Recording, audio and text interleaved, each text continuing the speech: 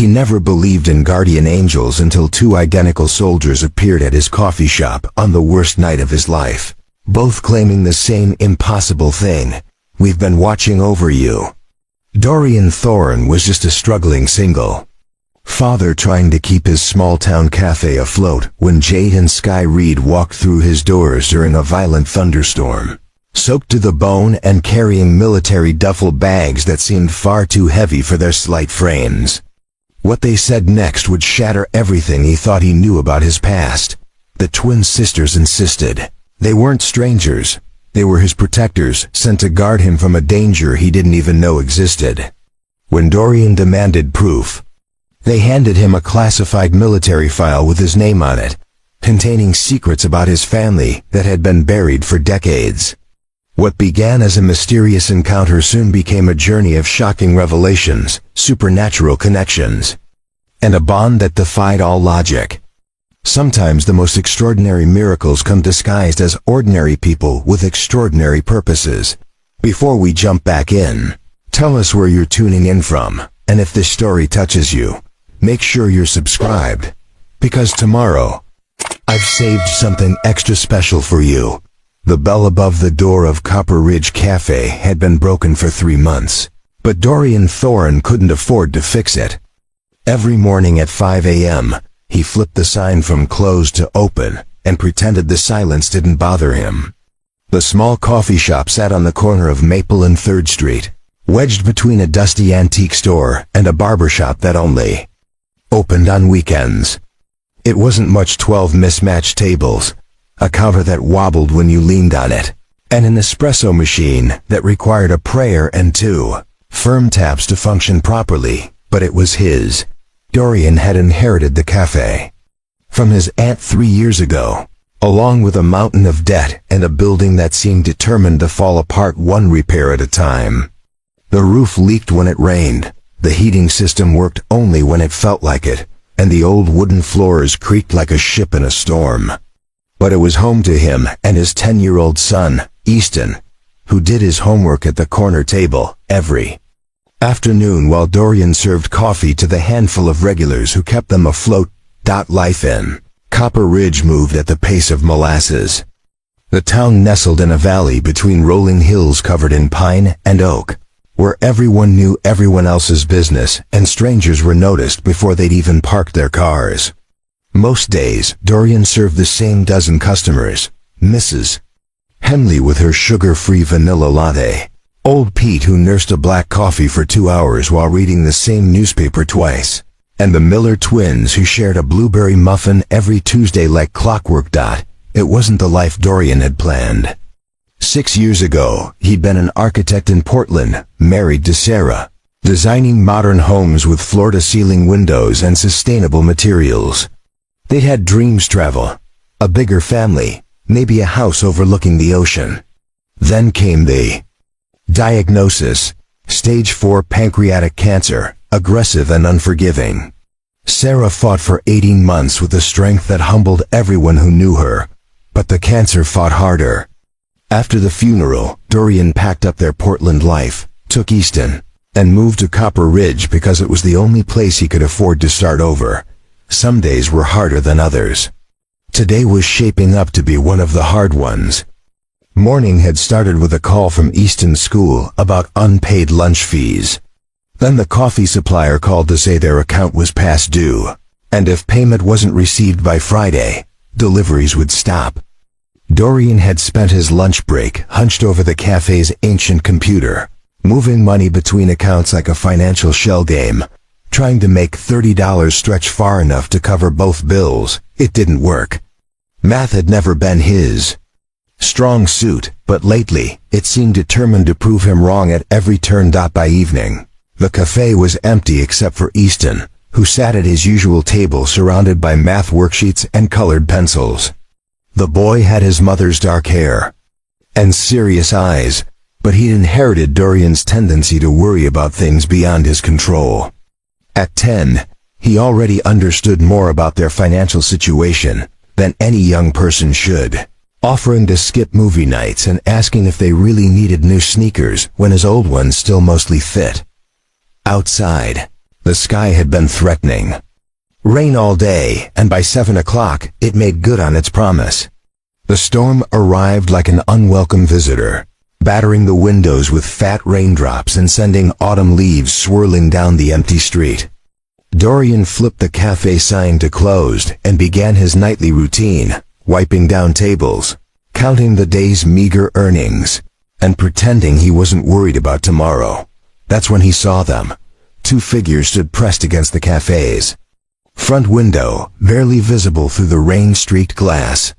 At first, Dorian thought they might be teenagers seeking shelter, but as they stepped closer to the light, he realized they were women young, identical, and soaked to the bone. They wore military uniforms, their dark hair plastered to their heads, and each carried a heavy duffel bag that seemed to weigh more than they did. Dorian hesitated. The cafe was closed, and he had a policy about not letting strangers in after hours, especially with Easton present. But something about the way they stood there, not knocking or demanding entry, just waiting, made him reconsider. They looked lost, exhausted, and utterly harmless despite their military bearing. He unlocked the door and pulled it open, immediately hit by a gust of cold wind and rain. "We're closed," he said, then caught himself. "But come in, you'll catch pneumonia." Out there. The twin women exchanged a glance, a quick, wordless communication that identical siblings seemed to perfect in the womb. The first one stepped inside, followed by her mirror image.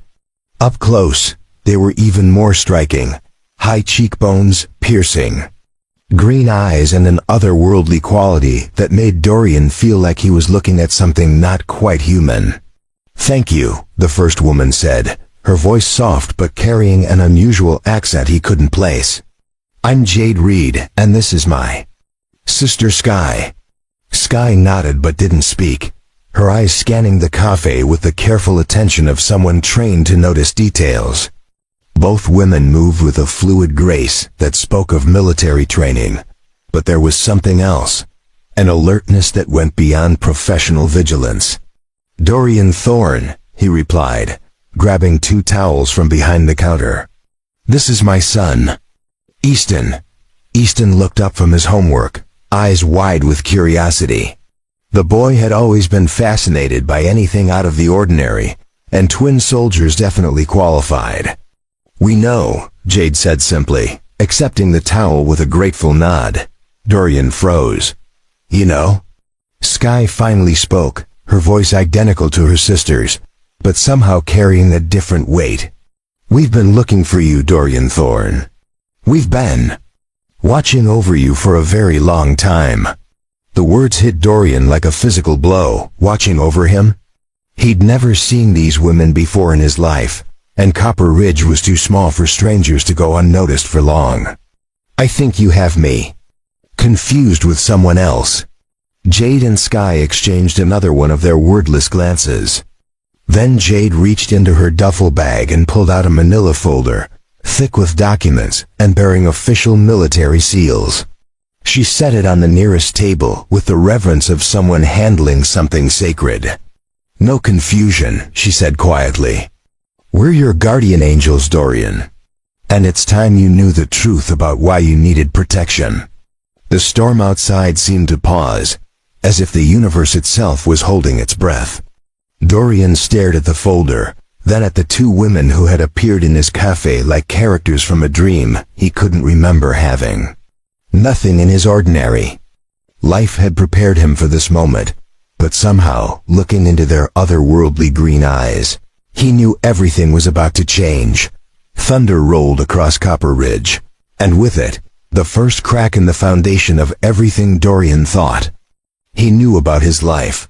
Dorian stared at the manila folder as if it might explode. The official seals and stamps looked real enough, but the whole situation felt like something out of a fever dream. Guardian angels? Military files with his name on them? He glanced at Easton, who had abandoned his homework entirely and was watching the proceedings with the fascination of a 10-year-old witnessing magic. "Dad?" Easton's voice was small, uncertain. "Are they really angels?" The question hung in the air like incense. Jade and Sky remained perfectly still, water dripping from their uniforms onto the cafe's worn wooden floors. They didn't look like angels, at least not the kind with flowing robes and golden halos that Easton had seen in picture books. They looked like soldiers, tired and human, and very much in need of a hot meal and dry clothes. Dorian's first instinct was to ask them to leave. His life was complicated enough without adding mysterious twin sisters claiming supernatural protection duties. But something in their eyes stopped him, a combination of exhaustion and determination that reminded him of Sarah during her final months, when she'd fought for every day, not because she believed she could win, but because the fight itself mattered. "You're soaked through," he said finally, making his choice. "And you look like you haven't eaten in days." It wasn't an acceptance of their claims, but it wasn't a rejection either. It was simply human kindness, the kind Sarah had taught him by example, the kind he wanted Easton to learn by watching. Jade's shoulders sagged slightly, as if she'd been holding her breath. "We don't want to impose." "You're not imposing," Dorian interrupted, already moving toward the kitchen. "Easton, can you grab some of Mom's old clothes from the storage room upstairs? They should fit." Preparing and narrating this story took us a lot of time, so if you are enjoying it, subscribe to our channel, it means a lot to us. Now back to the story. Easton nodded eagerly and bounded up the narrow staircase that led to their small apartment above the cafe. Dorian had kept several boxes of Sarah's belongings, unable to donate them, but unwilling to look at them every day. Tonight, for the first time in years, they would serve a purpose beyond preserving memories. "Thank you," Sky said quietly. It was only the second time she'd spoken, and Dorian noticed her voice carried a slight tremor. Whether from cold or emotion, he couldn't tell. "Don't thank me yet," Dorian replied, firing up the old gas stove. "My cooking isn't exactly 5-star quality." He pulled ingredients from the refrigerator: leftover chicken, some vegetables that were still good, rice from yesterday's dinner. It wasn't much, but it would make a decent soup. As he worked, he was acutely aware of the twins watching him with an intensity that went beyond polite interest. It was as if they were memorizing every detail: the way he chopped onions with practiced efficiency, how he seasoned the broth by taste rather than measurement, the careful attention he paid to each element of the meal. "You cook like someone who's fed a lot of people," Jade observed. Dorian glanced up from the pot. "Sarah, my wife, she was the real cook. I just learned enough to keep Easton from starving after she..." He didn't finish the sentence. He never knew how to finish that sentence. "She died," Sky said gently. 3 years, 2 months, and 16 days ago." The wooden spoon slipped from Dorian's hand, clattering against the stove. He turned slowly to face the twins, his heart hammering against his ribs. "How could you possibly know that?" "We told you," Jade said simply. "We've been watching over you." "That's impossible. I would have noticed, would you?" Sky tilted her head, studying him with those unsettling green eyes. "Tell me, Dorian, how many times in the past 3 years have you had a close call? A near miss that should have been much worse?" Dorian opened his mouth to say there hadn't been any, then stopped. There was the time his car had skidded on black ice last winter, spinning across both lanes of traffic without hitting anything despite the rush hour crush. The morning he'd forgotten to turn off the gas stove and come downstairs to find it mysteriously shut off. The afternoon, a tree branch had fallen across the exact spot where he'd been standing just moments before, missing him by inches. "Coincidences," he said, but his voice lacked conviction. "Interventions," Jade corrected. Easton's footsteps thundered down the stairs, breaking the tense moment. He carried an armful of clothes: jeans, sweaters, socks that still smelled faintly of Sarah's lavender perfume. The boy's face was flushed with excitement, as if he'd been entrusted with a secret mission. "These should fit," he announced, distributing the clothes between the twins. "Mom was about your size, I think." Jade accepted the bundle with reverence. holding the soft blue sweater as if it were made of spun gold. "These belong to your mother?" Easton nodded proudly. "Dad keeps all her things. He says it's not goodbye if you remember right." The twins exchanged another of their wordless looks, this one heavy with meaning Dorian couldn't interpret. When they looked back at him, their eyes were suspiciously bright. "Your husband has raised a wise young man," Sky said to the empty air, as if Sarah might be listening. The comment sent a chill down Dorian's spine. There was something about the way she'd said it, not to Easton or even to Dorian himself, but to someone who wasn't there. Or someone only they could see. "The bathroom's down the hall," he managed. "Take your time, soup should be ready in 20 minutes. As the twins gathered the clothes and disappeared down the hallway, Dorian found himself alone with his son and 1,000 questions. Easton had returned to his homework, but kept glancing toward the manila folder on the table. "Are you going to look at it?" the boy asked. Dorian followed his gaze to the folder. The official seals seemed to gleam under the cafe's warm lights, promising answers to questions he'd never thought to ask. But answers he'd learned sometimes changed everything.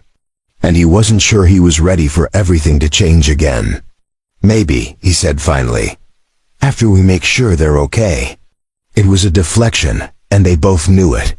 But it was also a choice to put human compassion before curiosity, to offer shelter before demanding explanations. In that moment, watching steam rise from the soup pot while rain battered the windows, Dorian made the first conscious decision to trust these strange women who claimed to be his protectors. He didn't know it yet, but it was the decision that would save all their lives. The twins emerged from the bathroom 20 minutes later, transformed. In Sarah's clothes, with their hair dried and loosely braided, they looked less like soldiers and more like young women who'd been carrying the weight of the world on their shoulders. Jade wore the blue sweater Easton had chosen, while Sky had selected a forest green cardigan that brought out her eyes. "Better?" Dorian asked, ladling soup into mismatched bowls. "Much," Jade replied, settling into a chair at the table. "Thank you. For the clothes, for the food, for..." She gestured around the warm cafe. "For not calling us crazy and throwing us back into the storm." Dorian set bowls before each of them, noting how they waited until he and Easton were seated before taking their first spoonful. Military training, probably, but it felt more like respect. "The night's still young," he said with a weak smile. "You haven't told me what's in that folder yet." Sky's spoon paused halfway to her mouth. "Are you sure you want to know?" Dorian looked at his son, who was watching the proceedings with rapt attention, then at the twins who'd appeared out of a storm claiming to be his guardians. Nothing about this situation made sense, but somehow, sitting in his warm cafe sharing soup with these mysterious women, it felt right. "No," he said honestly. "But I think I need to know anyway." Jade reached for the folder with steady hands, her fingers tracing the official seals one final time before breaking them open. "Then it's time you learned the truth about who you really are, Dorian Thorne, and why your family has needed protection for the past 30 years. The manila folder lay open on the table between them, but Dorian found himself studying the twins instead of the documents. In Sarah's borrowed clothes, with color returning to their cheeks and soup warming their bellies, Jade and Sky looked less like mysterious soldiers and more like young women who'd been traveling far too long without rest. The military bearing was still there, the straight spines, the way they kept their hands visible on the table, the subtle alertness that never quite faded, but underneath it was something softer, more vulnerable. "Before we dive into all of this," Dorian said, gesturing toward the folder, "when's the last time either of you actually slept? And I mean really slept, not whatever passes for rest in the military." Jade and Sky exchanged one of their wordless looks. It was Sky who answered, her voice carrying a hint of surprise. "It's been a while." "Define a while." 72 hours, Jade admitted, give or take. Dorian set down his spoon with a sharp clink. 72 hours? Are you insane?" No wonder you both look like you're about to fall over. We don't need much sleep, Sky said quickly. Our condition allows us to function on less rest than normal people. Your condition? Another glance between the sisters. Part of what makes us effective guardians, Jade explained carefully. But even we have limits. Easton, who had been listening with the intense focus of a child eavesdropping on adult secrets, suddenly perked up. Dad, remember when I tried to stay awake for 3 days straight last summer? You said I was so loopy, I tried to brush my teeth with a banana. Despite everything, Dorian found himself smiling at the memory. Easton had been determined to break some imaginary world record for sleeplessness, and had lasted exactly 36 hours before collapsing face first into his cereal bowl. You also insisted the mailman was actually a robot sent to steal our electricity bill. He might have been, Easton said solemnly. We never proved he wasn't. The comment drew the first genuine smiles Dorian had seen from the twins. Jade's entire face transformed when she smiled, the otherworldly intensity softening into something warm and almost familiar. Sky's smile was quieter but no less genuine, reaching her eyes in a way that made her look years younger. You have your father's sense of humor, Jade told Easton. And your mother's kind heart, Sky added softly. The comment hung in the air. Like a bell that had been rung, its meaning reverberating through the quiet cafe. Dorian felt his chest tighten. You talk about Sarah like you knew her. Jade started, then stopped, glancing at the folder. It's complicated.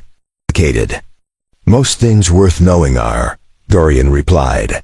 But right now, I'm more concerned with making sure you don't collapse from exhaustion. Whatever's in that folder has waited this long. It can wait until morning. He stood and began clearing the empty soup bowls, his movements brisk and purposeful. The apartment upstairs has a spare room.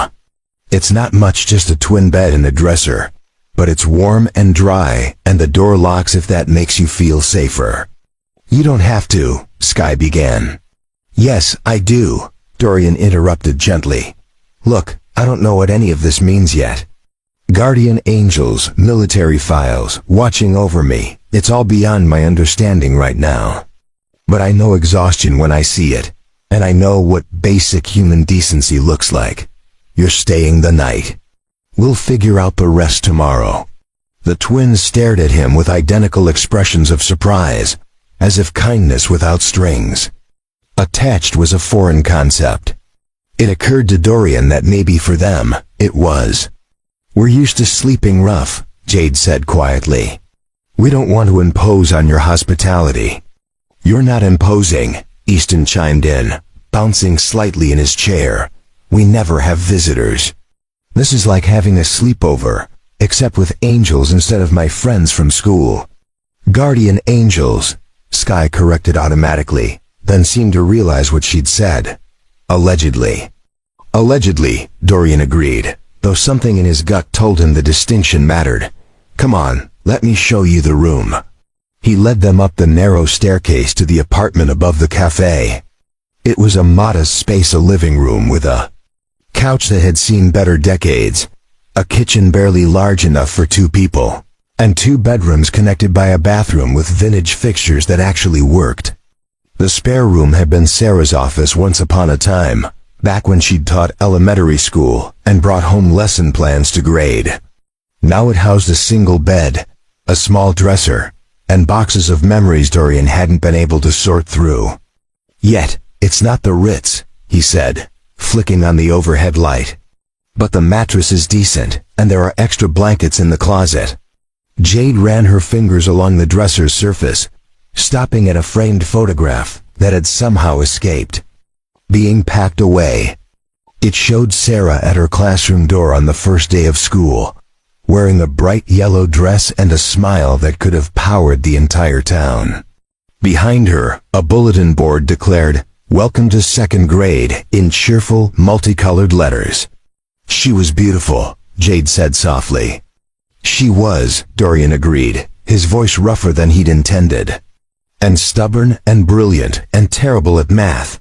but excellent at making everyone around her feel like they mattered. Sky moved to stand beside her sister, both of them studying the photograph with an intensity that made Dorian uncomfortable. She looks familiar, Sky murmured. Familiar how? The twins exchanged another look. Dreams, Jade said finally. Sometimes our dreams show us people we're meant to protect. People who matter to those we guard. The explanation raised more questions than it answered, but Dorian was too tired to press for details. The emotional weight of the evening was catching up with him, settling in his bones like winter fog. There are towels in the bathroom cabinet, he said instead. Help yourselves to whatever you need. The door downstairs locks automatically when it closes, so you don't need to worry about security. Thank you, Sky said, and for the first time since they'd walked into his cafe, she sounded like a young woman, accepting kindness rather than a soldier completing a mission. Dorian nodded and turned to leave, then paused in the doorway. For what it's worth, I'm glad you're here. Whatever brought you to Copper Ridge, whatever's in that folder downstairs, I'm glad you found us.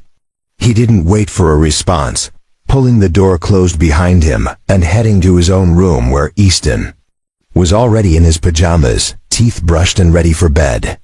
The boy's eyes were bright with excitement despite the late hour. Dad, do you really think they're angels? Dorian sat on the edge of Easton's bed, a nightly ritual they'd maintained since Sarah's death. I think they're people who've been through things we can't imagine, and they need a safe place to rest. But they could be angels too, right? Like people angels? Maybe, Dorian admitted. Would that scare you? Easton considered this seriously. No, I think it would be cool. We could use some guardian angels around here. The simple faith in his son's voice made Dorian's chest ache. At 10, Easton still believed in magic and miracles. In the possibility that extraordinary things could happen to ordinary people. Sometimes Dorian envied that faith. Most of the time, he tried to protect it. Get some sleep, buddy. Tomorrow's going to be interesting. As Dorian turned off the lights and settled into his own bed, he found himself listening to the sounds of the old buildings settling around them. For the first time in months, the creaks and sighs didn't sound lonely. They sounded like a house learning to hold more people, expanding to accommodate unexpected guests who might, just might, be exactly what his small family needed. Downstairs, the manila folder waited on the cafe table, its secrets sealed in manila paper and official stamps. But tonight, that could wait. Tonight, for the first time since Sarah's death, Dorian fell asleep knowing there were other people under his roof. Other heartbeats sharing the space he'd protected so carefully. And if those people happened to be guardian angels, well, maybe Easton was right.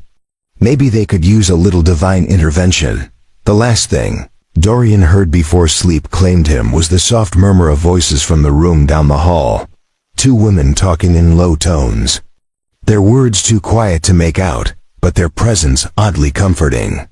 Whatever tomorrow brought, tonight they were all safe, warm, and no longer alone. Sometimes he thought drowsily, that was miracle enough. Morning arrived in Copper Ridge, with the hesitant warmth of late autumn sunshine, filtering through the cafes, windows and painting golden rectangles across the wooden floors. Dorian woke to the unfamiliar sound of voices drifting up from the kitchen, soft melodic tones that definitely didn't belong to Easton. For a moment he lay still, remembering the events of the previous night. Twin soldiers, guardian angels, a mysterious folder full of secrets. In the harsh light of day, it all seemed like an elaborate dream. Then he smelled coffee brewing, real coffee, not the instant stuff he usually settled for, and heard Easton's delighted laughter echoing from downstairs. Dorian pulled on jeans and a flannel shirt, running a hand through his disheveled hair before padding barefoot down the stairs. The sight that greeted him in the cafe stopped him mid-step. Jade stood at the espresso machine, coaxing it to life with the practiced ease of someone who understood temperamental equipment. She'd braided her hair back in an intricate pattern that looked almost ceremonial.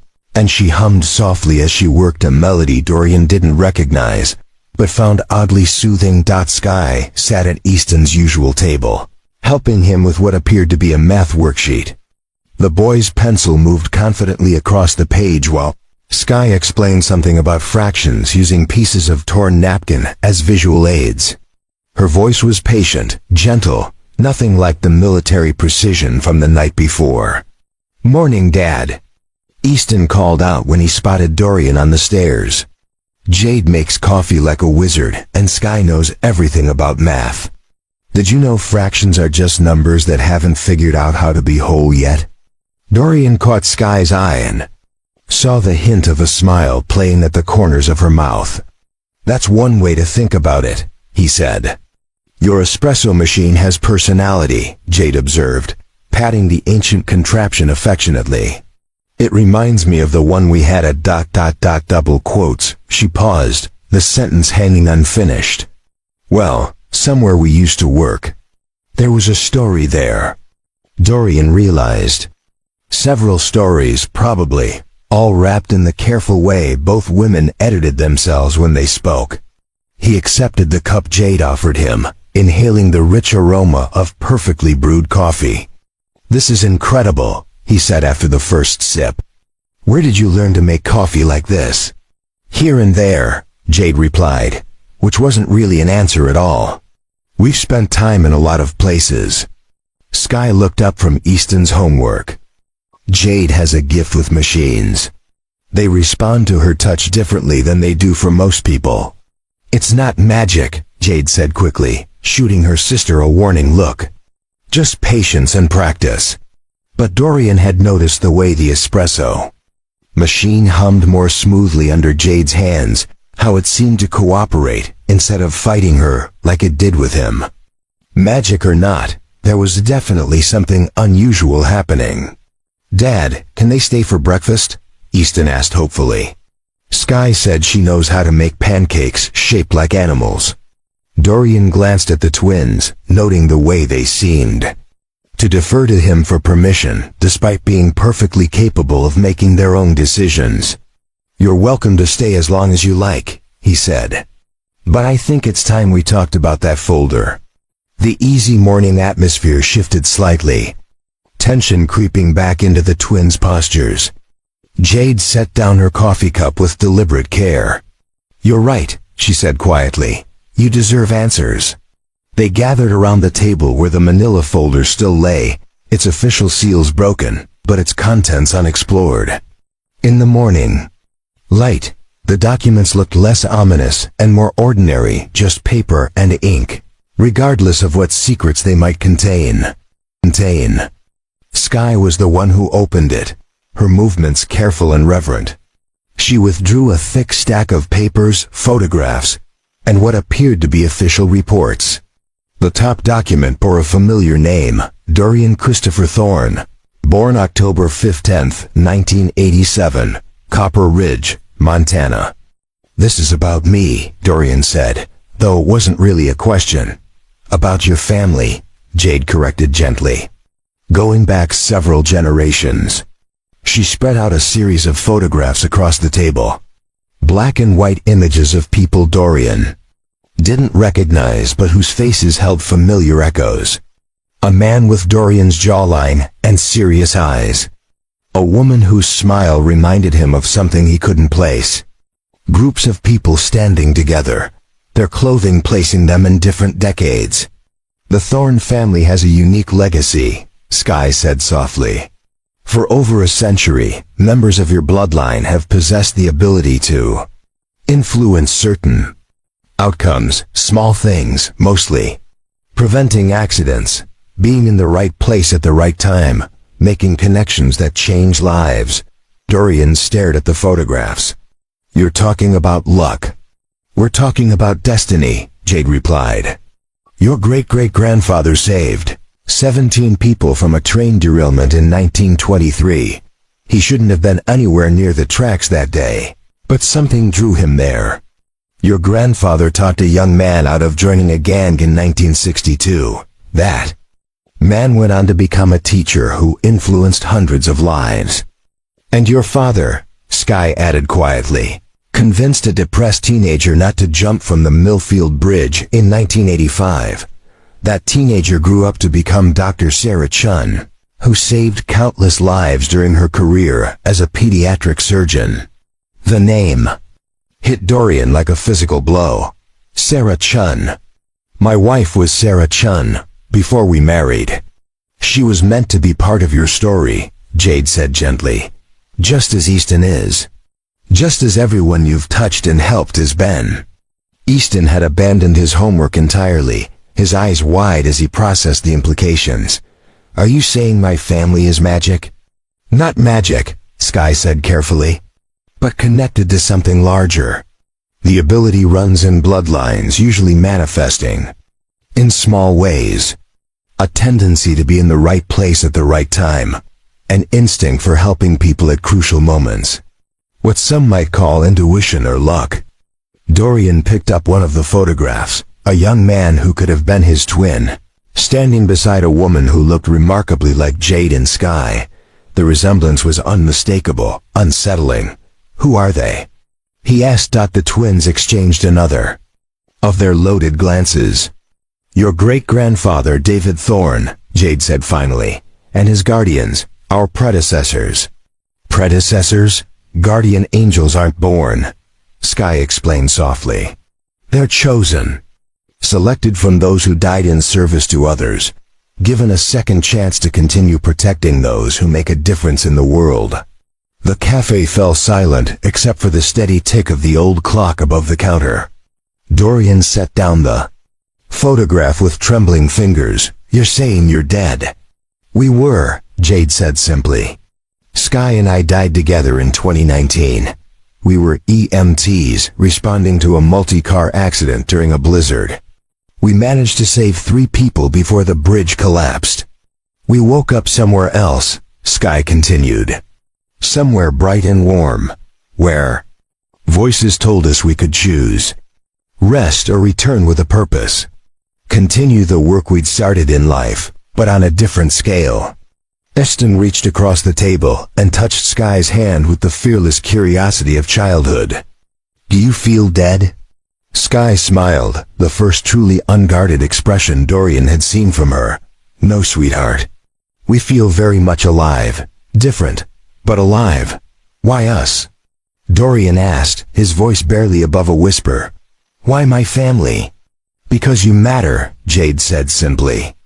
Because the small kindnesses you perform, the lives you touch, they ripple outward in ways you can't imagine.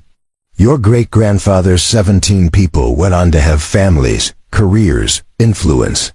One of them invented a water purification system that saved thousands of lives. Another became a diplomat who prevented 3 wars. And Sarah, Sky added gently, she saved the life of a little girl who grew up to become a researcher working on climate solutions. The man your grandfather helped off the streets taught reading to over 2,000 adults during his 40-year career. Dorian felt overwhelmed, as if the weight of generations was settling on his shoulders. What about me? What am I supposed to do with all this? What you've always done, Jade replied. Live with kindness. Make space for people who need it. Trust your instincts when they tell you someone needs help. Like opening your door to 2 strange women claiming to be guardian angels. Sky added with a hint of humor. Despite everything, Dorian found himself smiling. Yeah, like that. The morning light continued to stream through the cafe windows, but something fundamental had shifted in the space between them. They were no longer strangers sharing shelter from a storm.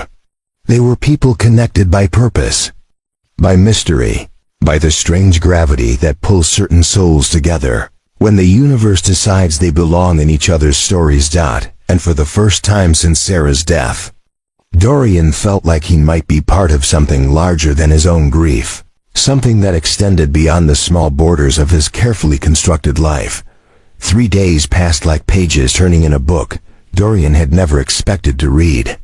The twins had settled into the spare room with the quiet efficiency of people accustomed to making temporary spaces feel like home, though nothing about their presence felt temporary to him.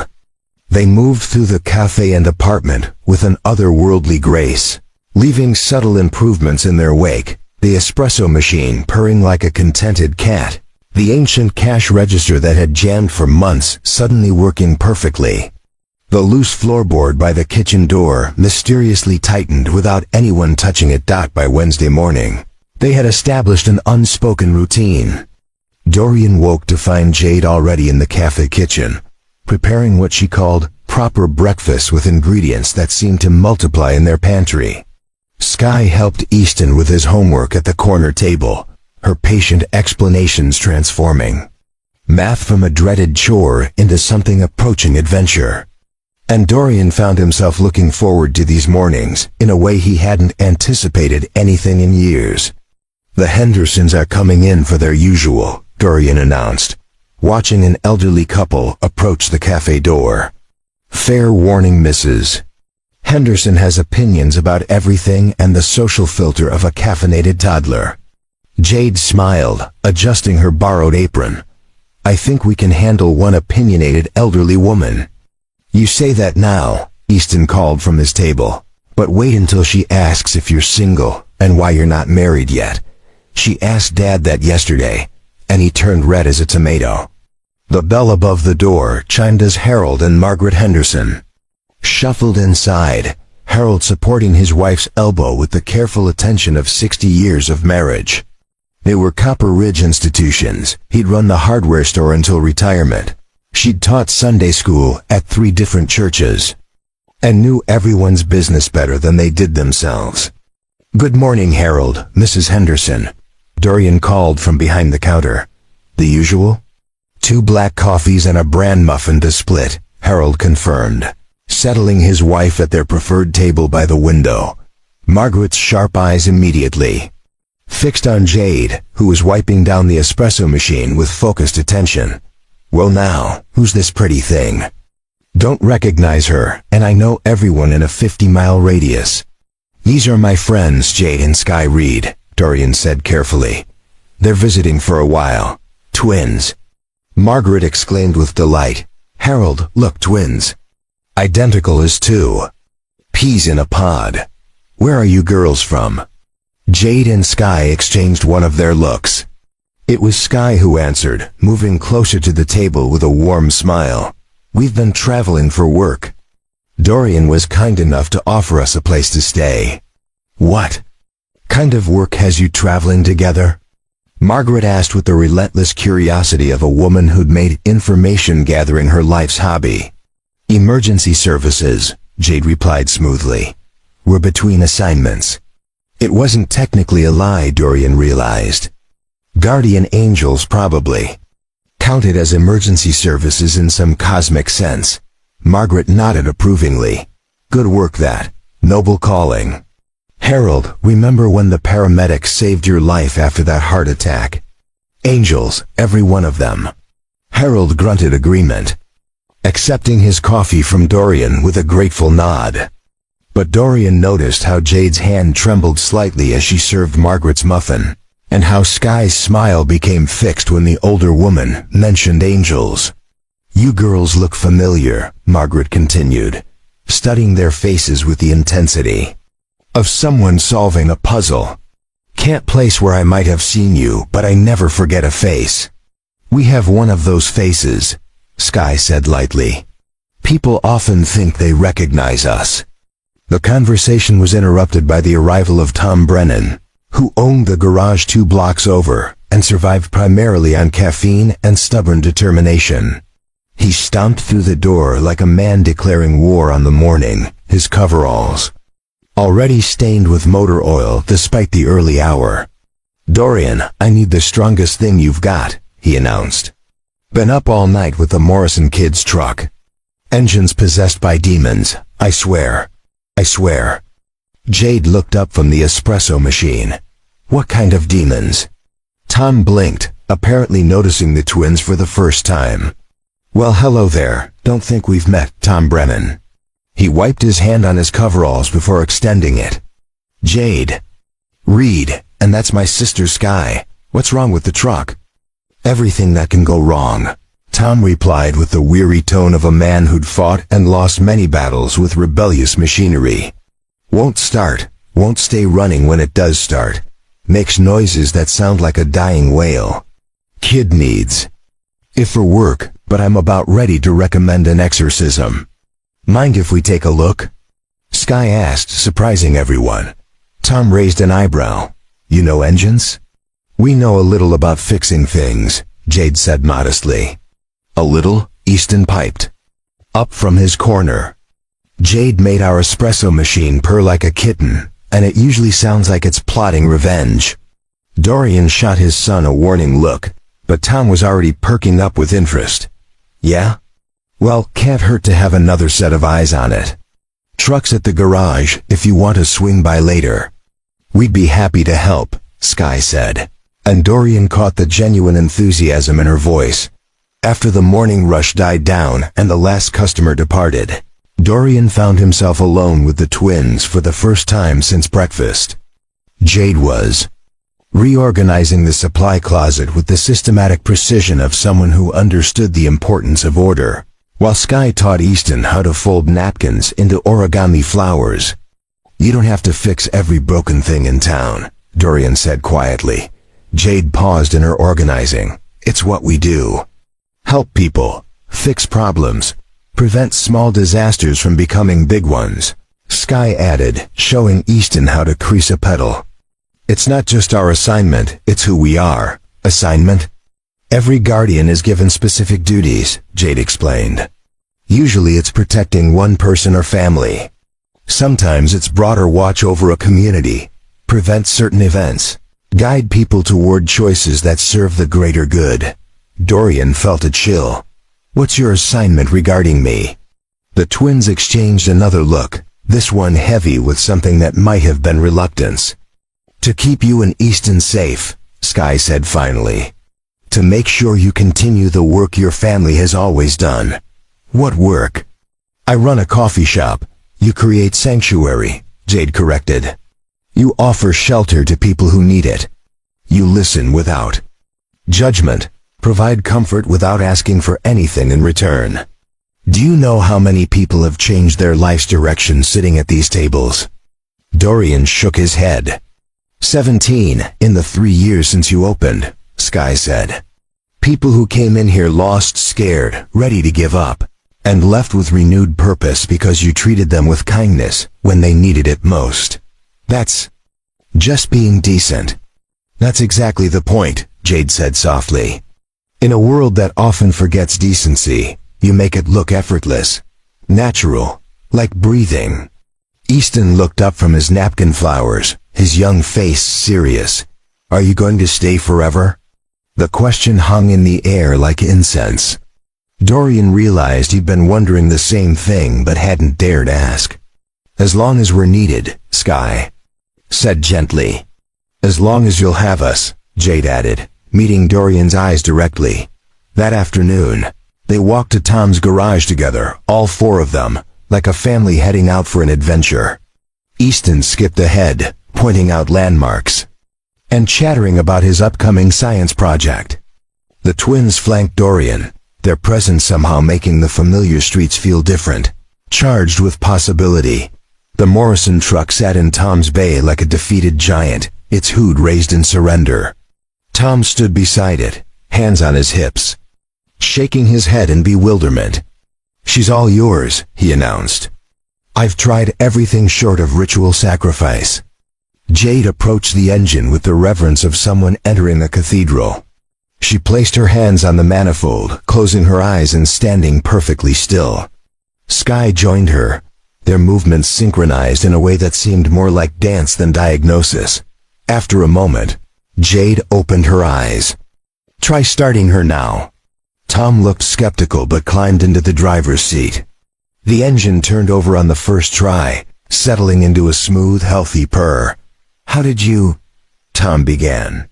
Sometimes engines just need someone to listen to them, Sky said with a smile, but Dorian had seen the way Jade's hands glowed faintly against the metal, had noticed how the twins seemed to communicate with the machine in a language beyond words. Whatever they were, guardian angels or something else entirely. Their abilities extended far beyond luck and intuition.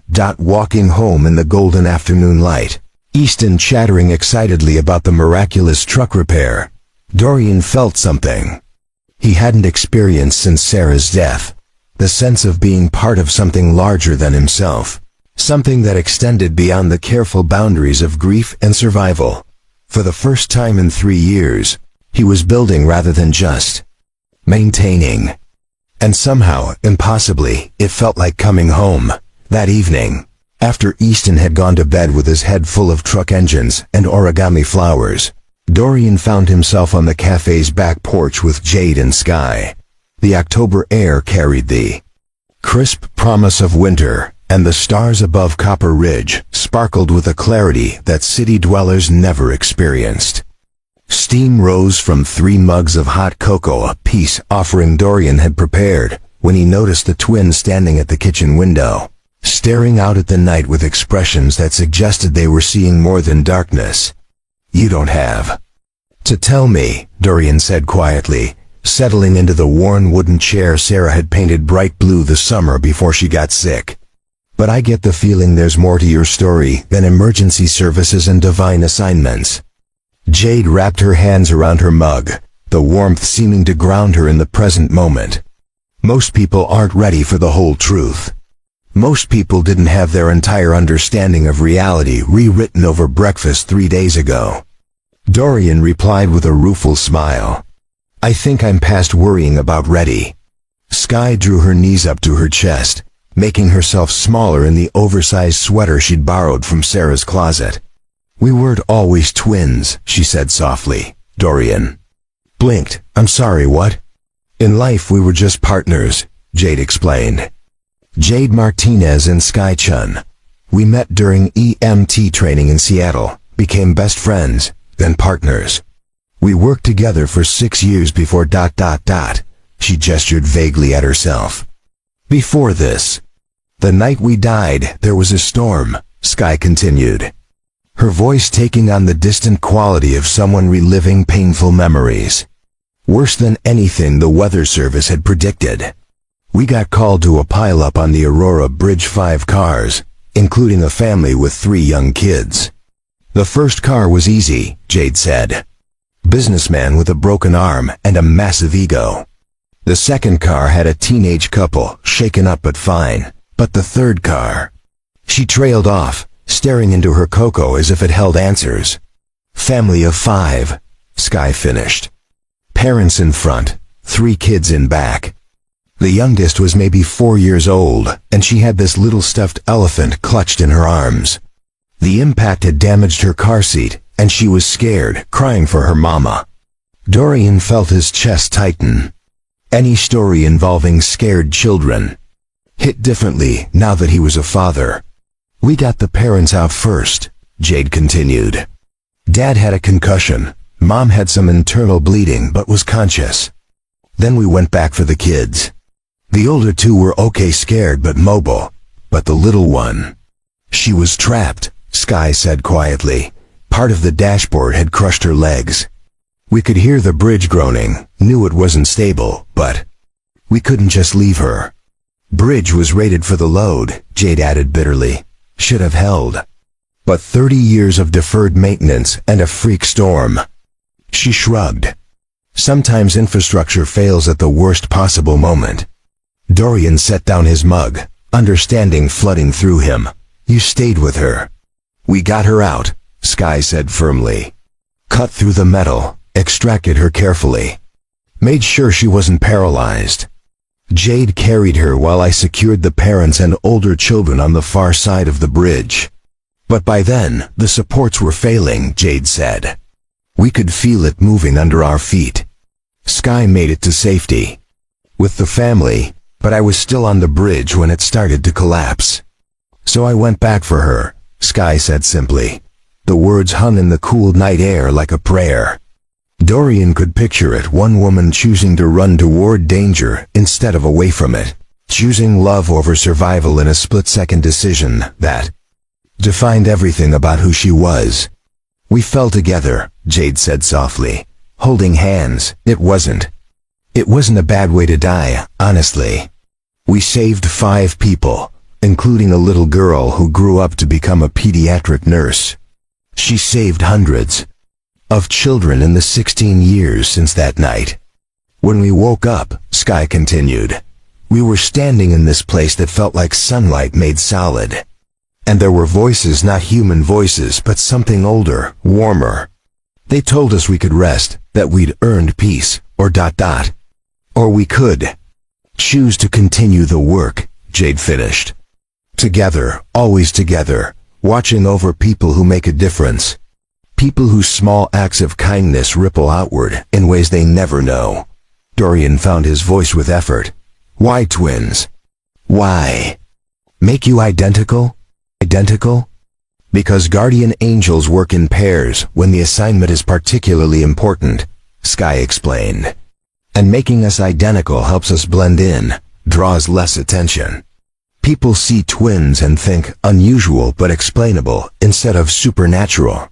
Intervention. Plus, Jade added with a small smile, it means we never have to be alone. Death taught us how precious partnership is. The admission hit Dorian like a physical blow. Partnership. The thing he'd lost when Sarah died. The thing he'd convinced himself he didn't need anymore because needing it hurt too much. I understand, he said quietly. Not the dying part, obviously. But the partnership. Sarah and I, we were like that. Complete thoughts for each other, you know? She'd start a sentence and I'd finish it. She'd worry about something and I'd already be solving it. You miss that, Sky observed gently. Every damn day, Dorian admitted, the words coming easier than they had in months. People kept telling me I was strong for moving on, for raising Easton alone, for building a new life. But the truth is, I didn't move on. I just survived. Built walls around the grief and called it healing. Jade leaned forward in her chair. What was she like?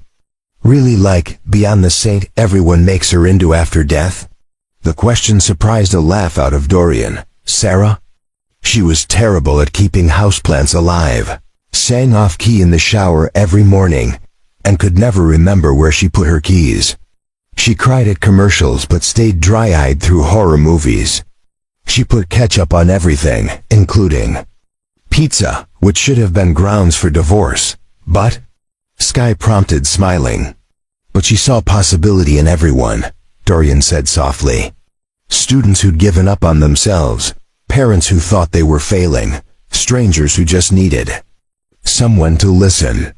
She'd come home from school with stories about breakthrough moments, kids learning to read, shy students finding their voices, bullies discovering empathy. She believed people were fundamentally good, even when they forgot it themselves. Like you do, Jade said quietly. I'm not. You are, Sky interrupted gently. Do you know what Tom Brennan told his wife after we fixed his truck? He said meeting you changed his perspective on asking for help. Said you never made him feel stupid for not knowing something. And Mrs. Henderson has been telling everyone in town that you're raising Easton to be a gentleman, Jade added. She said most single fathers let their boys run wild, but you're teaching him kindness. Dorian felt heat creep up his neck. I'm just trying not to screw him up too badly. That's what good parents do, Sky said. They worry about screwing up, which means they care enough to try their best. They sat in comfortable silence for a while, watching the stars wheel overhead. Dorian found himself thinking about the little girl with the stuffed elephant, about the ripple effects of one moment of courage, about the way love could transform into purpose even after death. Can I ask you something? He said finally. Of course, Jade replied. This assignment, watching over me and Easton, is it just duty? Or is there something else? The twins exchanged one of their looks, this one heavy with something that might have been longing. Every guardian angel has one assignment that matters more than the others, Sky said carefully.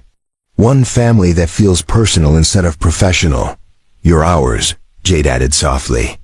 When we were given this posting, when we saw your file, and learned about Sarah ... It felt like coming home to something we'd never had. We never had families of our own, Sky explained. No siblings, no children, parents who died young.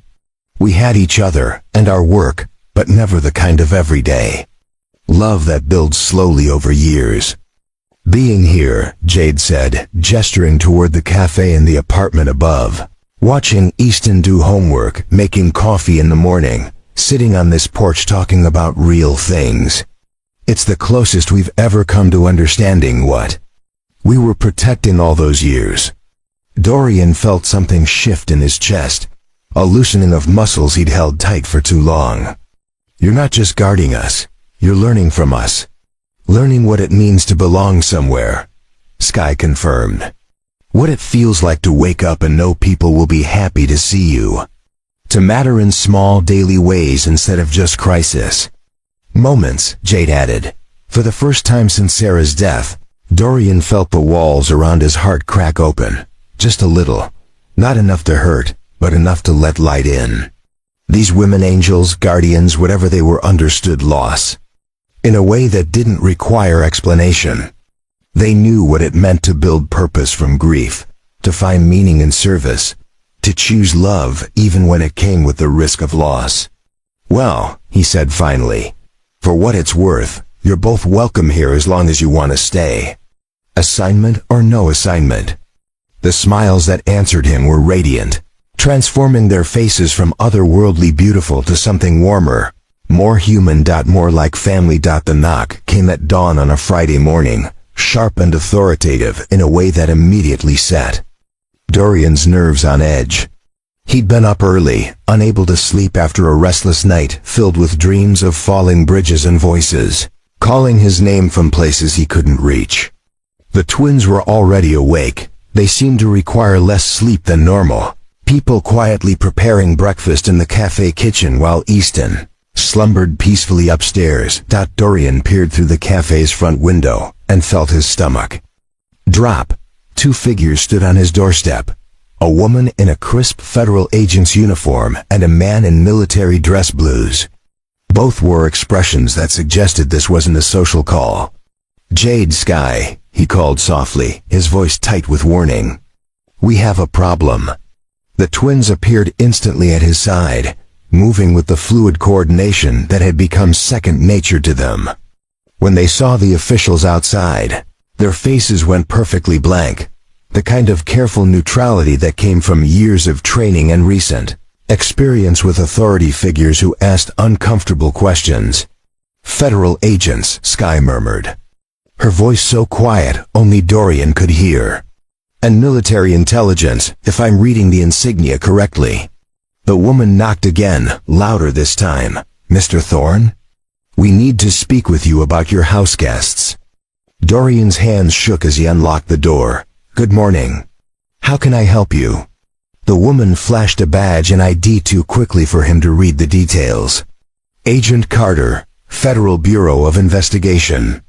This is Colonel Brooks from Military Intelligence. We understand you're currently housing two women who go by the names Jade and Sky Reed. They're friends visiting from out of town, Dorian said carefully, stepping slightly in front of the twins. Is there a problem? Colonel Brooks consulted a tablet, his weathered face grim. Mr. Thorne, we have reason to believe these women are using false identities. Our records show that Jade Martinez and Sky Chun, whose descriptions match your guests exactly, died in Seattle 6 years ago. The words hung in the air like a death sentence. Dorian felt the twins tense behind him, their breathing so carefully controlled it was almost inaudible. That's impossible, Dorian said, hoping his voice sounded more confident than he felt. They're standing right here. Agent Carter stepped forward, her eyes fixed on Jade and Sky with laser focus. We'd like to speak with them directly, if you don't mind.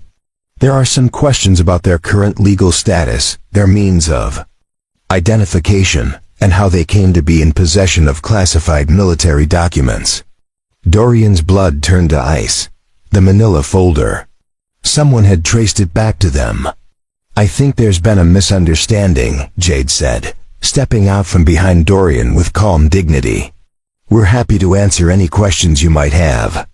Starting with your real names, Colonel Brooks said curtly, and an explanation for how 2 dead women managed to obtain current military IDs and classified personnel files.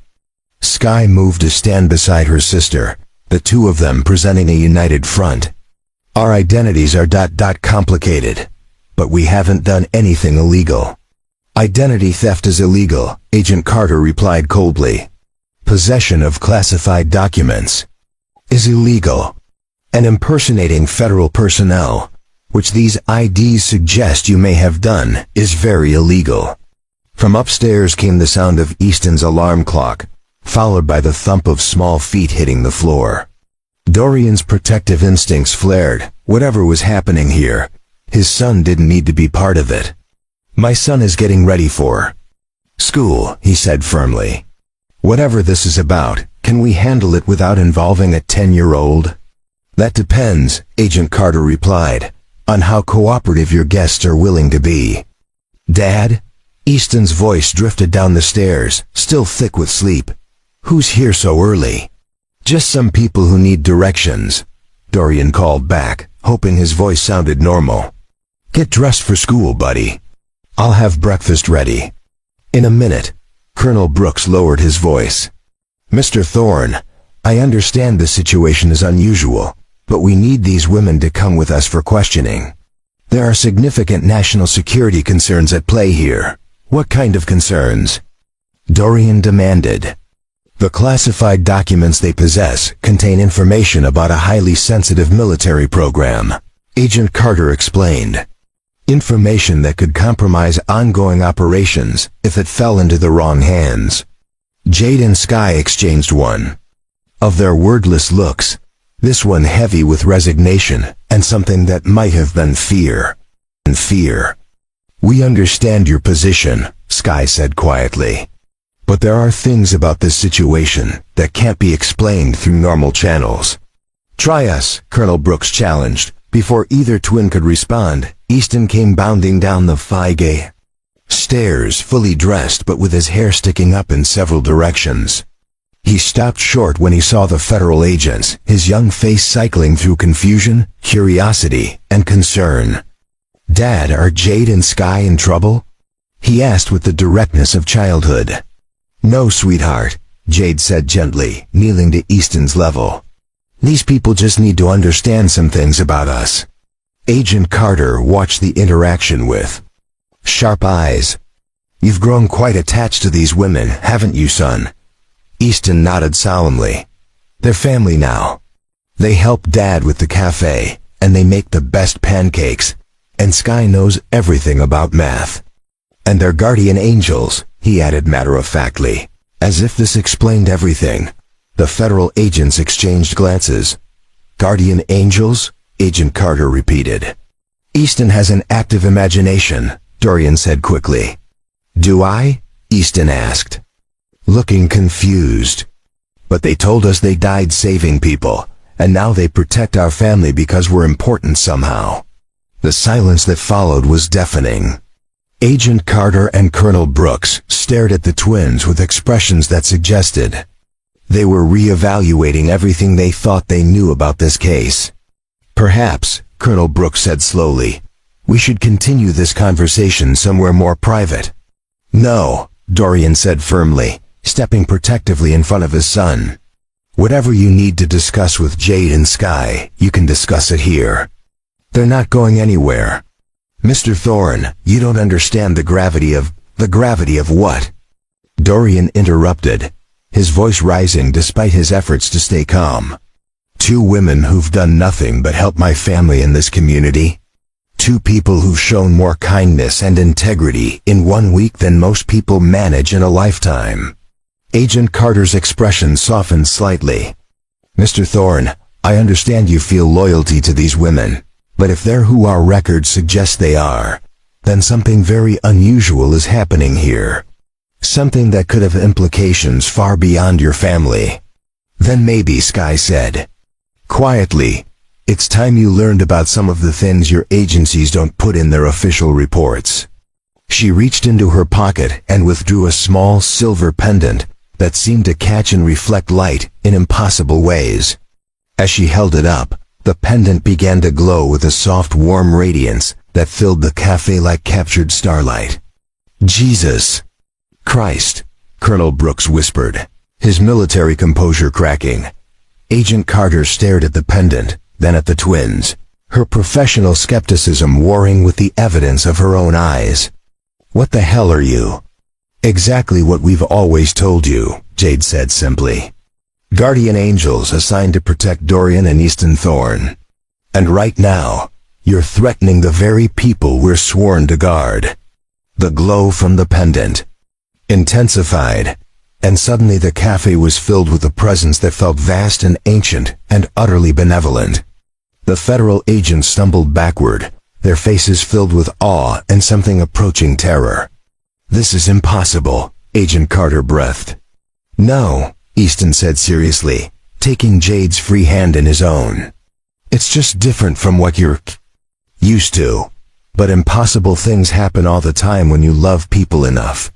And in that moment, with light spilling through the windows and the pendant's glow warming their faces, Dorian understood that whatever came next, whatever these agents wanted or demanded, he would stand with Jade and Sky. They had become his family, his guardians, his partners in the strange and wonderful work of creating sanctuary for people who needed it. The test had come, and he had already chosen his side. The pendant's glow filled the cafe for exactly 30 seconds before fading, leaving behind a silence so profound that even the ancient building seemed to hold its breath. Agent Carter and Colonel Brooks stood frozen in the doorway, their faces pale and their professional composure thoroughly shattered. Easton still held Jade's hand, completely unbothered by the supernatural display he'd just witnessed, as if guardian angels revealing themselves was just another Tuesday morning in Copper Ridge. Dorian felt something fundamental shift inside him, not fear, but fierce protectiveness. These women had shown him and his son nothing but kindness, had brought light back into their lives when he'd forgotten what hope felt like. Whatever the government wanted with them, whatever bureaucratic nightmare was about to unfold, he would not let them face it alone. "I think," he said quietly, "you should leave now." Agent Carter found her voice first. "Mr. Thorne, you don't understand what you're dealing with here. If these individuals are what they claim to be, there are protocols, procedures, for arresting guardian angels?" Dorian asked, his voice gaining strength. "What's the federal protocol for that, exactly?" Colonel Brooks stepped forward, his military bearing rigid. "With authority. Mr. Thorne, regardless of what we just witnessed, these women are in possession of classified materials. That's a matter of national security." "Those files contained information about my family," Dorian replied firmly. "Information I had a right to know. They didn't steal anything, they shared knowledge that belonged to me. That's not how classification works, Dad." Easton tugged on Dorian's sleeve, his young face serious. "Should I call Mrs. Henderson? She said if anyone ever bothered our family, the whole town would want to know about it." The suggestion was innocent enough, but Dorian caught the strategic implications immediately. Margaret Henderson was Copper Ridge's unofficial communications network. One phone call from her could have half the town gathered in the cafe within an hour. "That's a good idea, buddy," Dorian said, never taking his eyes off the federal agents. "Why don't you go do that?" Easton bounded toward the old rotary phone behind the counter, with the enthusiasm of a 10-year-old given an important mission. Agent Carter moved to stop him, but Jade stepped smoothly into her path. "I wouldn't," Jade said softly, and though her voice was gentle, there was something in her tone that made the federal agent freeze mid-step. "You're interfering with a federal investigation," Agent Carter said, but her voice lacked conviction. "We're protecting the family," Sky replied. "Which is what guardian angels do, Mrs. Henderson." Easton's voice carried clearly across the cafe. "It's Easton Thorne." Some government people are here trying to take Jade and Sky away. And Dad says the town should know about it. Yes, ma'am, they're really angels. No, ma'am, not the kind with wings. Within 15 minutes, the first reinforcements arrived. Tom Brennan pushed through the cafe door like a man prepared for battle, still wearing his grease-stained coveralls from an early morning repair job. Behind him came Harold Henderson, moving faster than Dorian had seen him move in years. And Father Mackenzie from St. Mary's, looking like he'd thrown on his collar and rushed straight from morning prayers. "What's this about federal agents harassing our people?" Tom demanded without preamble. Agent Carter straightened, clearly trying to regain control of the situation. "This is official government business, sir. I'm going to have to ask you to leave." "Official business in my friend's cafe?" Harold asked, his usually mild voice carrying unexpected steel. "Dorian, you want these folks here?" "No," Dorian said simply. "I don't." Father Mackenzie stepped forward, his presence somehow managing to fill more space than his slight frame should have allowed. "Agent Carter, is it? I'm Father Mackenzie. Perhaps you could explain why federal agents are threatening members of my congregation." "We're not threatening anyone," Colonel Brooks said stiffly. "We're investigating a matter of national security." "These two young women?" Father Mackenzie gestured toward Jade and Sky, his tone gentle but firm. "They've done nothing but good. Since arriving in our town, they've helped our people, contributed to our community, shown nothing but kindness and service." "With respect, Father, you don't know who they really are," Agent Carter replied. "I know exactly who they are," came a new voice from the doorway. Margaret Henderson entered with the regal bearing of a woman who'd ruled church committees and town councils for 6 decades. Behind her came what appeared to be half the town: shop owners, retirees, parents with children in tow, even the mail carrier still holding his morning delivery bag.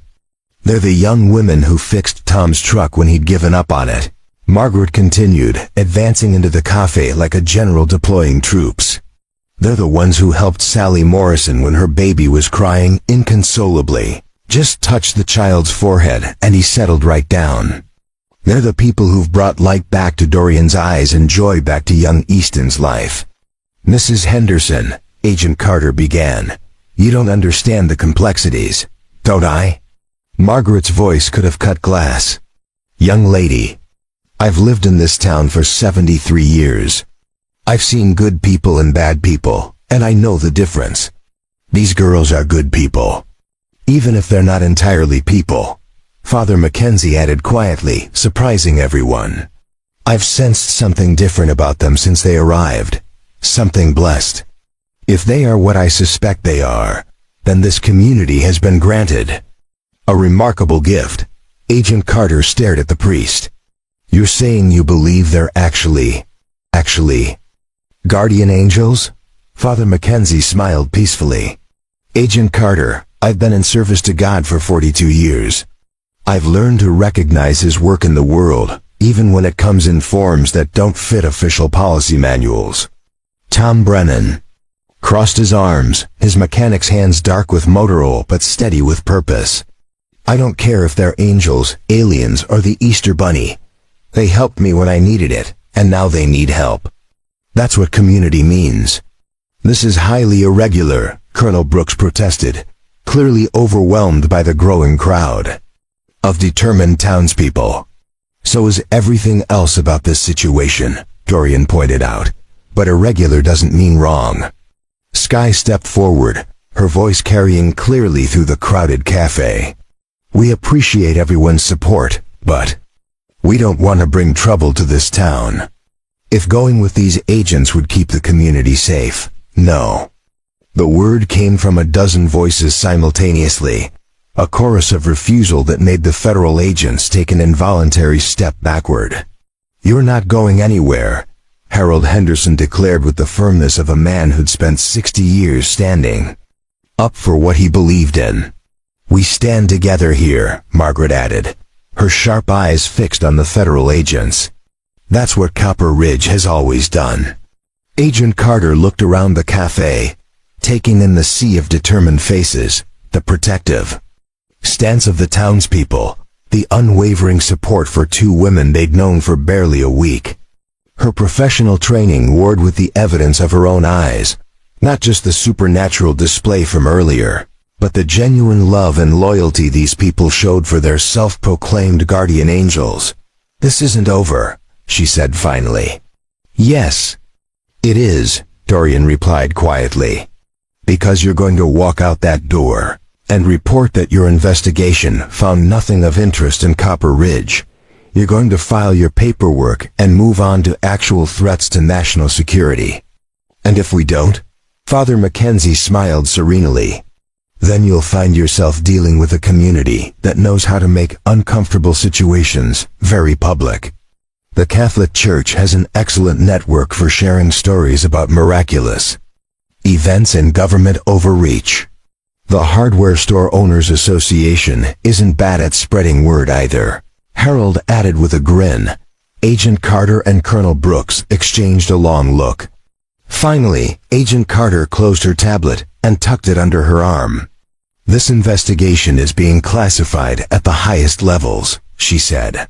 "Nothing that happened here today will appear in any official reports." "Good," Margaret Henderson replied briskly. "Now can I offer you some coffee for the road? Jade makes the best espresso in 3 counties." The federal agents declined and left without another word, their black sedan disappearing down Main Street like a bad dream fading in daylight. The cafe erupted in celebration, voices overlapping with relief and triumph, hands clapping backs, children laughing at the excitement they didn't fully understand, but instinctively enjoyed. Through it all, Dorian watched Jade and Sky, seeing the wonder in their faces as they absorbed what had just happened. A community had chosen them, fought for them, stood against federal authority to protect two women they barely knew. For the first time since their arrival, the twins looked truly overwhelmed, not by danger or duty, but by love offered freely and without condition. They were home. And home, Dorian realized, was something worth defending. 3 weeks had passed since the federal agent's visit, and life in Copper Ridge had settled into a new rhythm that felt both extraordinary and perfectly natural. The twins had become fixtures. In the community, Jade could be found most mornings teaching elderly customers how to use their smartphones while brewing perfect espresso, and Sky had somehow become the unofficial tutor for half the town's struggling students. They moved through their days with purpose and joy, but Dorian caught them, sometimes staring out windows with expressions that suggested they were seeing far beyond the Montana horizon. It was on a Thursday evening, while Easton practiced violin upstairs with the dedication of someone who'd recently discovered he had actual talent for music, that everything changed. Dorian was closing the cafe when he noticed Jade standing perfectly still in the middle of the dining area, her eyes closed, and her face tilted toward the ceiling as if listening to something only she could hear. Sky appeared from the kitchen, moving to stand beside her sister with the synchronized precision that had become second nature to them. "What is it?" Dorian asked quietly. Jade opened her eyes, and for the first time since he'd known her, she looked uncertain. "We've received new orders." The words hit Dorian like cold water. "Orders?" "From our superiors," Sky explained, her voice carefully neutral. "There's been a development in Denver. A family there is facing immediate danger, and we're being reassigned." Dorian felt the world tilt slightly. He'd known this moment might come, had told himself he was prepared for it, but preparation meant nothing when faced with the reality of losing them. "When?" "Tonight," Jade said softly. "We're supposed to leave within the hour." From upstairs, Easton's violin fell silent. A moment later, they heard his footsteps on the stairs, followed by his voice calling down. "Dad, is everything okay? You guys sound weird." Dorian looked at the twins, seeing his own heartbreak reflected in their faces. "We need to tell him." Easton appeared at the bottom of the stairs, violin still in hand. his 10-year-old instincts already picking up on the tension in the room. "Tell me what?" Skye knelt to his level, her voice gentle but steady. "Easton, we've received new assignments. We have to leave Copper Ridge tonight." The boy's face cycled through confusion, disbelief, and then devastating understanding. "But you are guardian angels. You're supposed to guard us." "There are other people who need us now," Jade explained carefully. "A family in immediate danger." "More danger than we're in?" Easton asked with the brutal logic of childhood. The twins exchanged one of their looks, this one heavy with conflict. It's not about levels of danger," Skye said finally.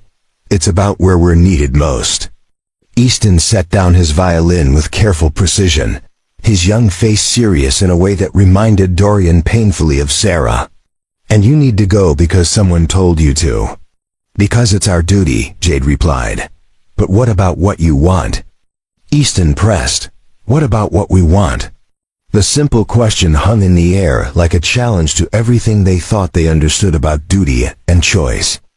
Dorian found himself holding his breath, waiting for an answer he wasn't sure existed. "Easton," Skye said gently, "angels don't always get to choose. But you did choose." Easton interrupted with the clarity that sometimes came from being 10 years old and unencumbered by adult complications. "You chose to save people on that bridge. You chose to become guardian angels instead of resting. You chose to stay here with us, even when the government people wanted to take you away." Jade blinked, as if seeing something for the first time. "We did choose, didn't we?" "Every day," Dorian added quietly, finally understanding what his son was trying to say. "You choose to make pancakes in the morning, to help with homework, to fix broken things around town. Nobody orders you to do those things. Those are just extras," Skye protested weakly. "Small things we do because we're here anyway." "No," Easton said firmly. "Those are the things that make you family. Guardian angels protect people because they have to. Family protects people because they want to." The boy walked over to the twins, taking each of their hands in his own. "Are you our family, or are you just angels doing a job?" The question broke something open in Jade's face. Tears spilled down her cheeks as she looked at this earnest boy who'd somehow cut straight to the heart of everything they'd been struggling with for weeks. "We're family," she whispered. "We're definitely family." "Then stay," Easton said simply. "Families don't leave each other." Skye looked up at Dorian, her eyes bright with unshed tears. "What if there are consequences? What if our superiors don't understand?" Dorian surprised himself by laughing not with humor, but with the sudden clarity that came from making a decision he'd been avoiding for too long. "Then we'll face them together. All four of us." He moved to stand beside his son, placing protective hands on both twins' shoulders. "I'm tired of being afraid of losing people I love. I lost Sarah, and it nearly destroyed me, but you two, you brought us back to life.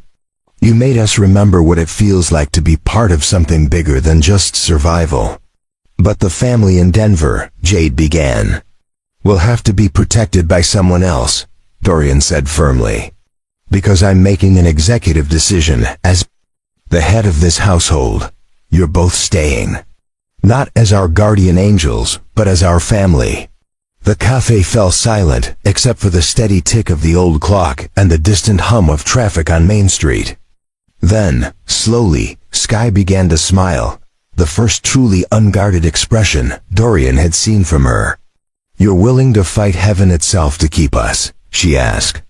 "I'm willing to fight anyone who tries to take you away from us," Dorian replied without hesitation. That's when it happened, the breakthrough none of them had seen coming. The air in the cafe shimmered, and suddenly they weren't alone. A presence filled the space, warm and vast and unmistakably benevolent, carrying with it a sense of approval that felt like sunlight warming their souls. A voice spoke, not audibly but directly into their hearts. Choice made in love supersedes duty made in obligation. The family chooses correctly. The presence faded as suddenly as it had arrived, leaving behind a peace so profound that even Easton seemed to understand something momentous had just occurred. "Did that just happen?" Jade whispered. "I think," Sky said slowly, "we just got permission to be human." Easton grinned, bouncing on his toes with excitement. "Does this mean you're staying forever?" "It means," Dorian said, pulling all three of them into a fierce hug, "that we're choosing each other. Every day, for as long as we want to." "Which is forever," Jade added, her voice thick with emotion. "Definitely forever," Sky agreed.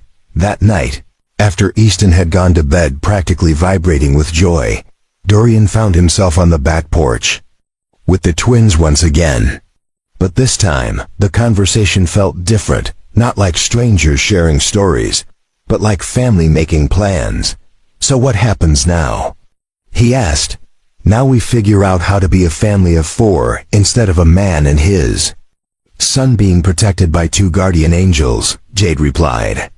"We learn how to live for ourselves instead of just for duty," Sky added. "And we probably need to discuss some practical things," Dorian said with a smile. "Like whether guardian angels can legally adopt children, and how to explain to the IRS that my dependents include 2 formerly dead EMTs." The twins burst into laughter, real, unguarded laughter that seemed to surprise them as much as it delighted Dorian. "We'll figure it out," Jade said confidently. "Families always do. Besides," Sky added with a grin, "we have connections in high places." Looking up at the stars above Copper Ridge, Dorian felt something he hadn't experienced since Sarah's death.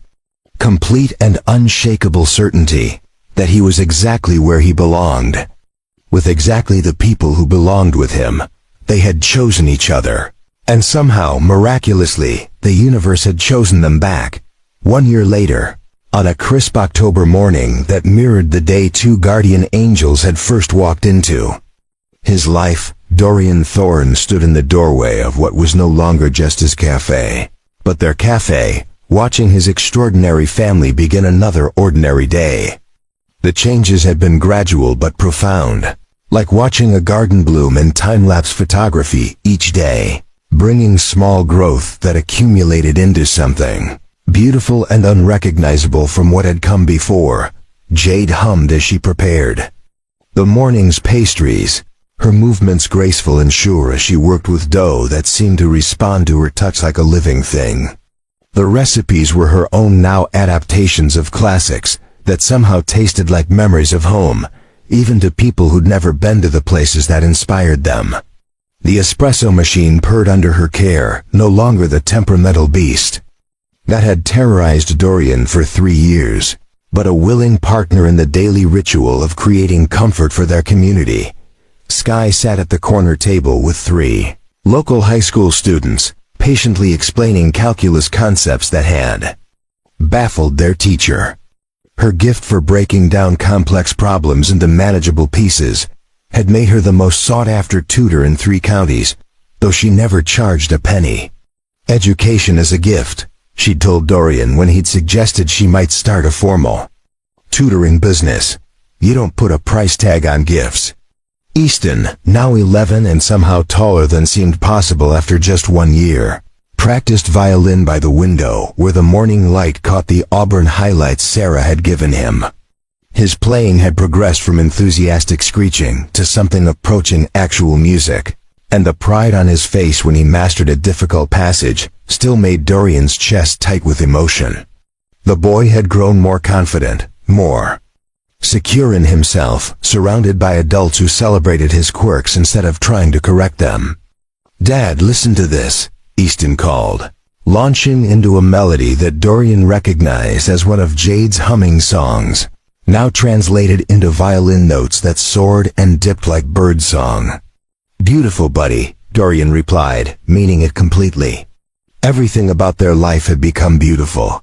Even the mundane moments that once felt like mere survival. The legal complications of their unusual family structure had been resolved with surprising ease. A sympathetic family court judge in Billings, a woman who claimed she'd seen stranger things in her 40 years on the bench, had granted Dorian guardianship of the twins after they'd somehow acquired legal identities that satisfied even the most thorough background checks.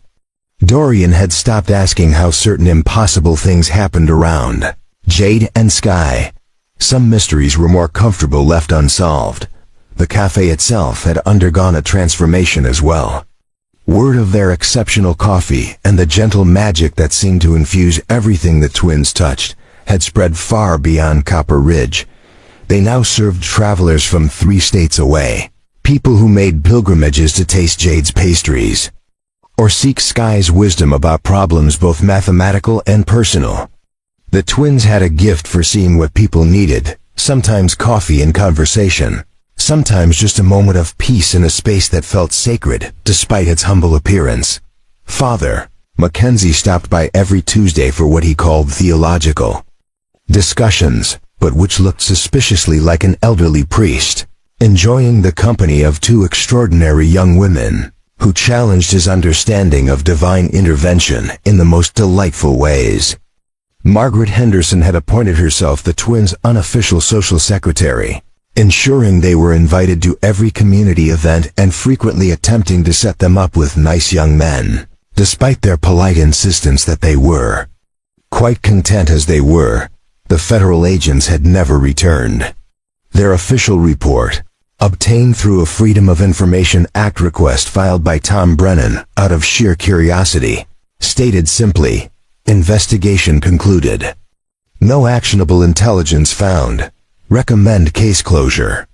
Whatever strings had been pulled or whatever higher authorities had intervened, the government's interest in 2 guardian angels had apparently evaporated like morning mist. As the morning rush began, Dorian watched his family work together with the seamless coordination of people who'd found their rhythm.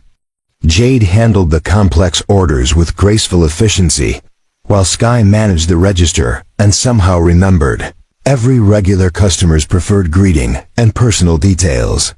Easton helped by clearing tables and charming elderly customers with his earnest questions about their lives and opinions on everything from weather patterns to the best way to tune a violin. "Mr. Thorne?" Dorian turned to find a young woman standing hesitantly at the counter, a baby carrier in her arms and exhaustion written across her face in lines too deep for someone who couldn't be more than 20-5. Double quotes. "Yes, I heard ... I mean, someone told me that you help people sometimes. People who are having a hard time." Her voice was barely above a whisper, and Dorian could see her hands shaking slightly as she clutched the carrier's handle. Before Dorian could respond, Jade appeared at his elbow with a warm smile and a steaming mug. "Of course we help," she said gently, setting the coffee in front of the young woman without being asked. "That's what family does. I'm Jade, and this is Dorian. What's your name?" "Lisa," the woman said, accepting the coffee with tears threatening to spill over. "Lisa Morrison. And this is my daughter, Emma. We've been sleeping in my car for 3 days, and I don't know where else to go." Dorian felt the familiar stirring in his chest, the recognition of someone who needed sanctuary, the quiet call to action that had become second nature over the past year. But now he wasn't alone in answering it. "Let's get you and Emma somewhere warm," Sky said, materializing beside them with a plate of fresh blueberry muffins.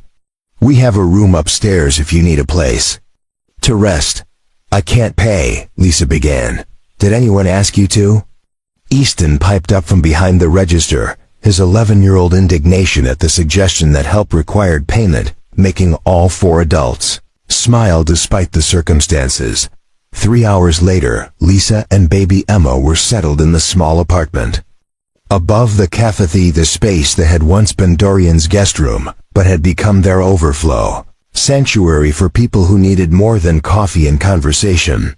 Lisa's car troubles were being handled by Tom Brennan, who declared the engine salvageable with some work and a lot of prayer. Margaret Henderson had arrived with bags of baby clothes. donated by various sources, and a casserole that could feed a small army. Another one finds us, Jade observed that evening as they cleaned up after the dinner rush. They don't find us, Sky corrected gently. We find them. Or maybe we find each other. Dorian nodded, understanding what she meant. The cafe had become something more than a business, or even a home. It was a beacon for people who needed to believe that kindness still existed in the world, that strangers could become family, that broken things could be mended with patience. And love, do you ever miss it? Easton asked suddenly. Being guardian angels instead of just ... US? Jade and Sky exchanged one of their looks, but this one was soft with contentment rather than weighted with secrets. We're still guardian angels, Jade replied. We just guard differently now. We guard with pancakes instead of intervention, Sky added with a grin. With coffee instead of miracles. Though sometimes, Dorian said, watching Lisa rock Baby. Emmett asleep by the window while soft violin music drifted down from upstairs. Those feel like the same thing. Same thing. That night, as Copper Ridge settled into peaceful slumber under a blanket of stars, the Thorne family, all four of them, gathered on their back porch for their nightly ritual of hot cocoa and quiet conversation. It was a tradition that had evolved naturally, a way of marking the end of each day and acknowledging the gift of being together. What's tomorrow? Easton asked, a question that had become his way of expressing anticipation for whatever ordinary miracles awaited them. Mrs. Patterson wants help with her computer, Jade said. And the Morrison truck should be ready by noon. 3 calculus students coming in after school, Sky added. And Father Mackenzie wants to discuss whether guardian angels technically count as saints for canonization purposes. And Lisa might be ready to talk about what comes next, Dorian concluded. When she's ready. They sat in comfortable silence, watching the stars wheel overhead in their eternal dance. Somewhere in the darkness, a night owl called to its mate. And somewhere else, a young mother fell asleep knowing her baby was safe and warm for the first time in weeks. I love this, Easton said softly. I love all of this. So do we, Jade and Sky said in unison, their voices harmonizing like a prayer. Dorian pulled his jacket tight around his shoulders and smiled at the night sky. Sarah would have loved this too, he thought, the chaos and joy and constant stream of people who needed help. She would have delighted in Jade's cooking and Sky's patience with struggling students. She would have marveled at the way 2 guardian angels had become. So thoroughly human while remaining thoroughly divine. Thank you, he whispered to the stars, to Sarah, to whatever force in the universe had decided a broken-hearted single father and his son deserved a second chance at family. The stars twinkled back at him like a cosmic wink, and somewhere, in the distance, a church bell chimed midnight, marking the end of another day in a life that had become more beautiful than he'd ever dared to dream. Tomorrow would bring new people who needed sanctuary, new problems to solve, new opportunities to practice the ancient art of loving strangers until they became family. And Dorian Thorne, surrounded by his guardian angels who'd chosen to stay earthbound for love, couldn't wait to see what ordinary miracles awaited them all. In Copper Ridge, Montana, guardian angels made coffee, taught calculus, and proved every single day that the most profound magic was often the simplest. Opening your door to someone who needed shelter, and discovering that in saving them, you'd somehow saved yourself. Sometimes the greatest transformations began with the smallest choices. Sometimes guardian angels were exactly what they appeared to be. And sometimes, if you were very lucky, both could be true at the same time. The end was really just another beginning. And every beginning was a gift wrapped in starlight and served with the perfect cup of coffee. Up next, you've got 2 more standout stories right on your screen. If this one hit the mark, you won't want to pass these up. Just click and check them out. And don't forget to subscribe and turn on the notification bell so you don't miss any upload from us.